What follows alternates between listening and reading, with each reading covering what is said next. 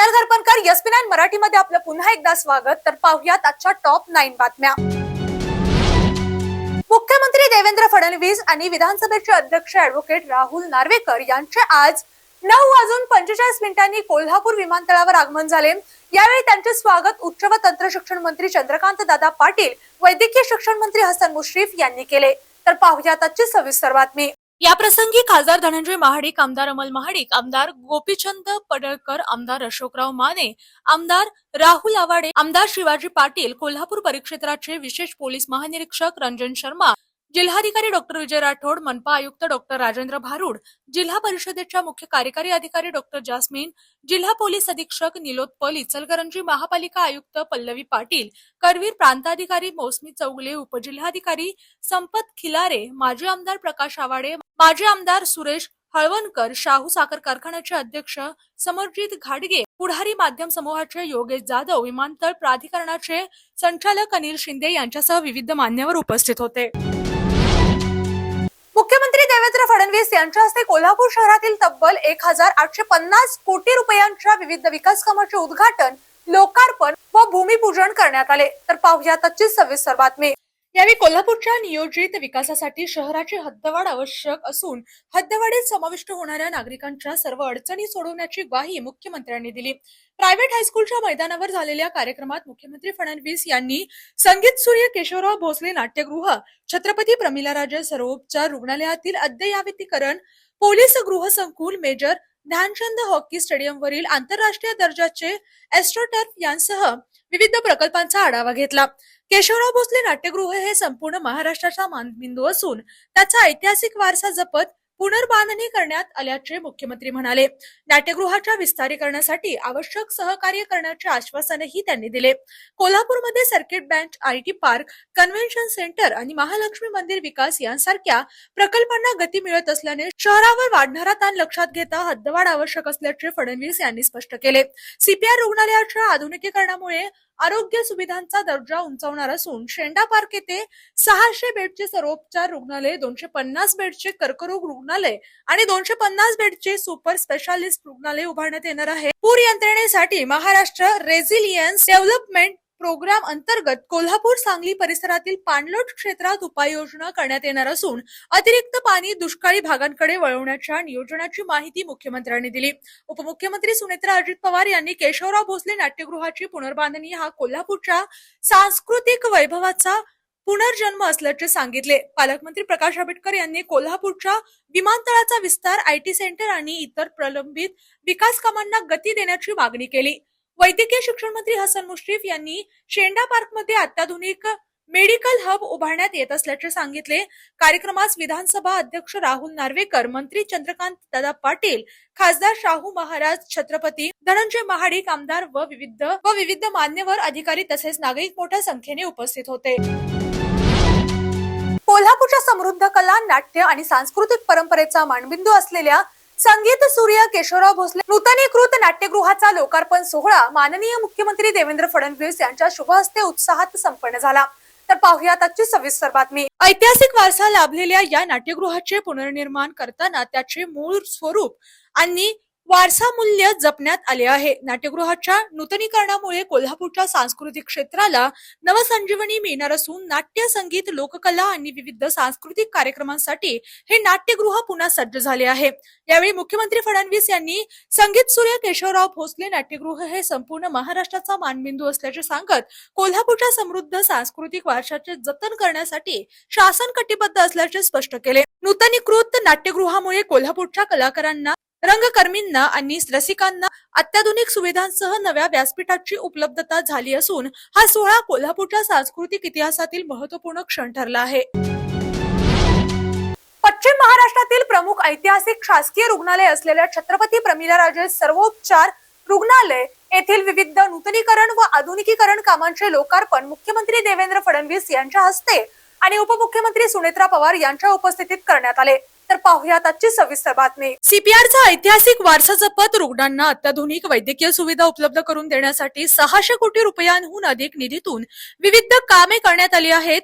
नूतनीकरणामध्ये अत्याधुनिक operation theatre, modular ICU, modular burn ICU, MIR विभाग, trauma care centre, आधुनिक निदान व उपचार सुविधा यांसह विविध वैद्यकीय विभागांचे आधुनिकीकरण करण्यात आले आहे।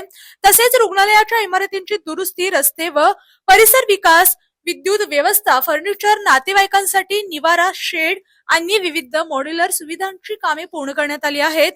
या अत्याधुनिक सुविधांमुळे कोल्हापूरसह संपूर्ण पश्चिम महाराष्ट्रातील नागरिकांना अधिक दर्जेदार, सक्षम आणि आधुनिक शासकीय आरोग्य सेवा उपलब्ध होणार आहेत।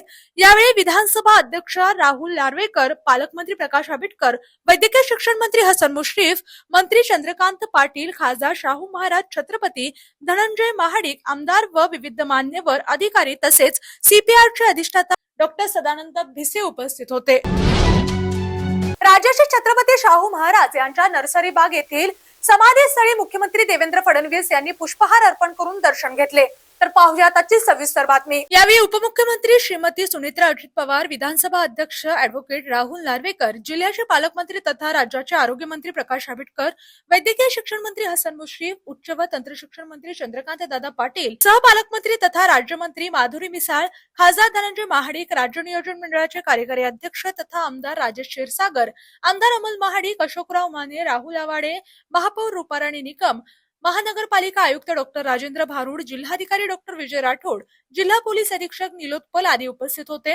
यावेळी समाधी स्थळांतर्गत नूतनीकरण करण्यात आलेल्या डॉक्टर बाबासाहेब आंबेडकर सभागृहाचेही उद्घाटन करण्यात आले। शाहू समाधी स्थळ विकसित करण्याअंतर्गत नियोजित कामे व पूर्ण करण्यात आलेल्या कामांची माहिती आयुक्त डॉक्टर भारुड यांनी यावेळी दिली। शिक्षण, सहकार, उद्योग अशा प्रत्येक क्षेत्रामध्ये पद्मश्री डॉक्टर DY पाटील यांनी प्रचंड मोठे कार्य उभे केले। त्यांनी सामान्य माणसाला दिलासा देण्याचे काम केले असे प्रतिपादन मुख्यमंत्री देवेंद्र फडणवीस यांनी केले। तर पाहूया आजची सविस्तर बातमी।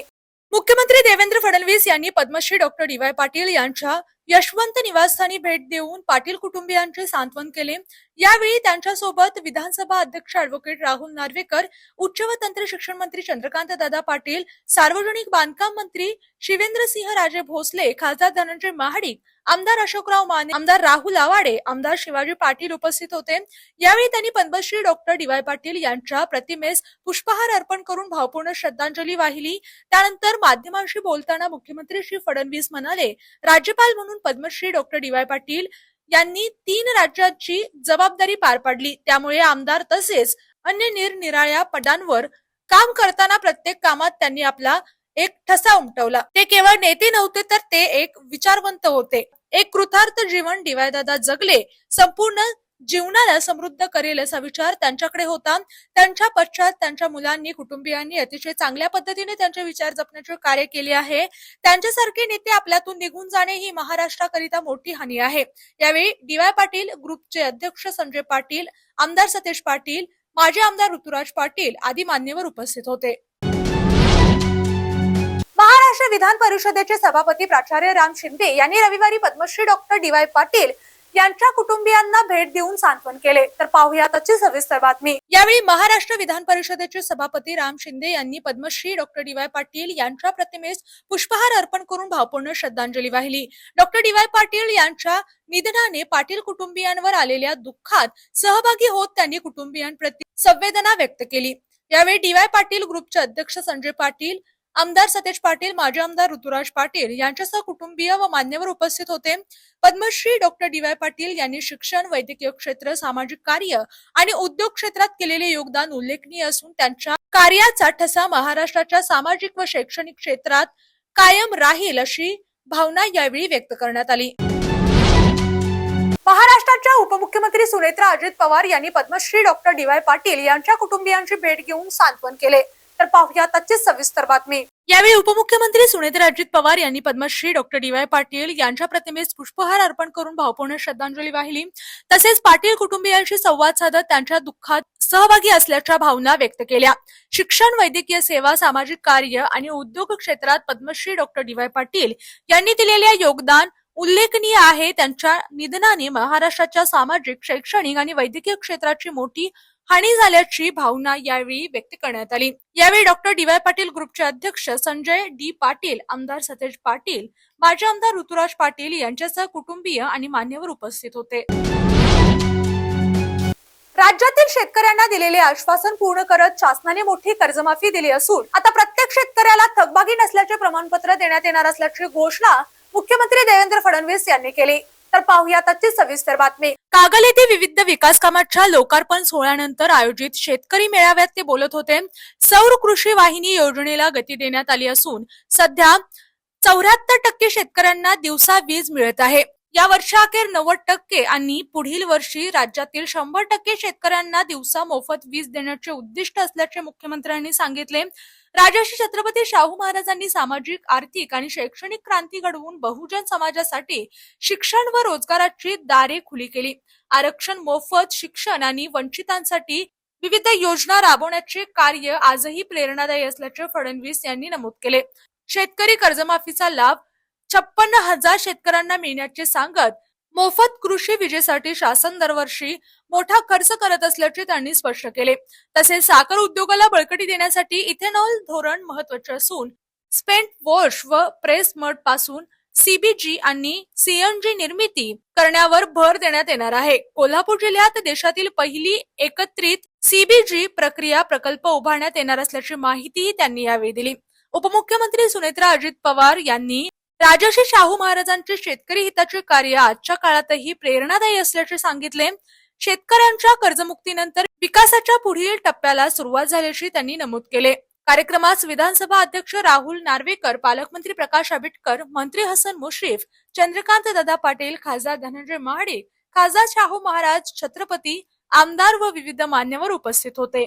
याने अशाच टॉप 9 बातम्या पाहण्यासाठी पाहत राहा SP9 Marathi, your time your news. धन्यवाद। अशाच जिल्ह्यातील, राज्यातील व राष्ट्रीय स्तरावरील ताज्या बातम्या पाहण्यासाठी पाहत राहा SP9 मराठी न्यूज चॅनेल। या चॅनेलच्या माध्यमातून विविध क्षेत्रात उल्लेखनीय कार्य करणाऱ्या मान्यवरांच्या प्रेरणादायी मुलाखती तसेच महत्त्वाची माहिती आणि घडामोडी आपल्यापर्यंत पोहोचवल्या जातील। अशा नवीन बातम्या आणि माहिती मिळवण्यासाठी चॅनलला लाईक करा, शेअर करा आणि हो, सबस्क्राईब करायला विसरू नका। पाहत रहा SP9 Marathi, your time your news. धन्यवाद।